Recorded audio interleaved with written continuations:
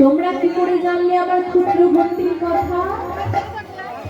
শোনো হে গোবিন্দ, যেই দিন তুমি আমাদের বসন চুরি করেছিলে তখন আমরা তোমার ওই ক্ষুদ্র ঘণ্টি দর্শন করেছিলাম।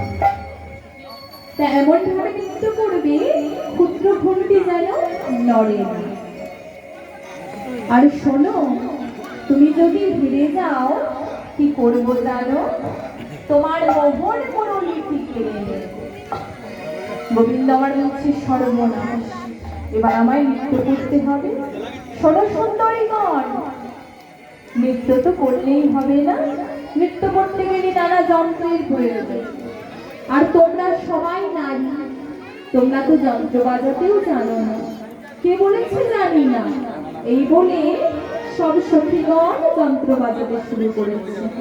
ললিতা বাজায় বীণা, বিশাখাই দণ্ড, ললিতা বাজায় বীণা, বিশাখাই দণ্ড, ললিতা বাজায় বীণা, বিশাখাই দণ্ড, সুচিত্রা বাজায় সপ্ত ছাড়া রাই দেখে রঙ্গ, সুচিত্রা বাজায় সপ্ত ছাড়া রাই দেখে রঙ্গ, সুচিত্রা বাজায় সপ্ত ছাড়া রাই দেখে রঙ্গ, সুচিত্রা বাজায় সপ্ত ছাড়া রাই দেখে রঙ্গ, সুচিত্রা বাজায় সপ্ত ছাড়া রাই দেখে রঙ্গ। তোমায় নাচতে হবে রেগে রাগে না গোটা ভগু লাগি ঝাঁকে তাগে না কাটা ভগু লাগি ঝাঁকে তাগে না কাটা ভগু লাগি ঝা ঝা ঝা।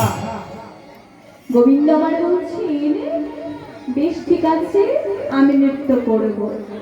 আর হে গোপীগণ, যদি আমি জিতে যাই তাহলে, যদি জিততে পারো, যদি জিনো রায়কে দিব আমরা হব দাসী, যদি